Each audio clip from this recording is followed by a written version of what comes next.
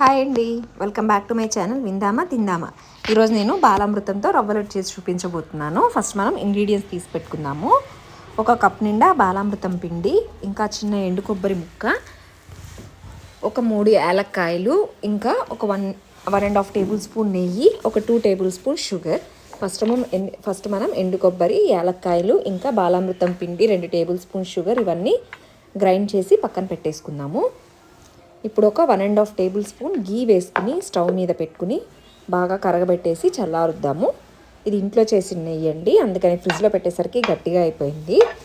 అందుకని దీన్ని కరగబెట్టుకొని పక్కన పెడదాము. ఈలోపు ఇది చల్లారేలోపు నేను ఈ పొడిని గ్రైండ్ చేసి పక్కన పెట్టుకుంటున్నాను. బాలామృతంతో ఇంకా చాలా రెసిపీస్ ఉన్నాయండి.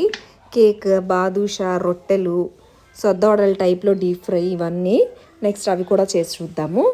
ఇప్పుడు నేను ఈ పిండిని అంతా గ్రైండ్ చేసేసుకుని చల్లారిన నెయ్యిలో వేసుకుని బాగా కలిపేసుకుంటాను. ఇందులో కావాలంటే రవ్వ లడ్డులోకి మనం పాలు యాడ్ చేస్తాం కదా, అది కూడా యాడ్ చేయొచ్చు. నేను పాలు యాడ్ చేయట్లేదు, ఓన్లీ నెయ్యితోనే ముద్దలు వచ్చేలాగా. కొంచెం నెయ్యి ఎక్కువైంది అనుకుంటే ఇంకాస్త పిండి వేసుకుని ఇలా చేత్తో నలుపుతూ మంచిగా కలిపేయండి.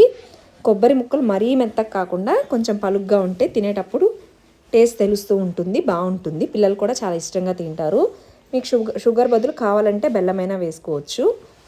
ట్రై చేయండి, నచ్చితే లైక్ చేయండి, షేర్ చేయండి.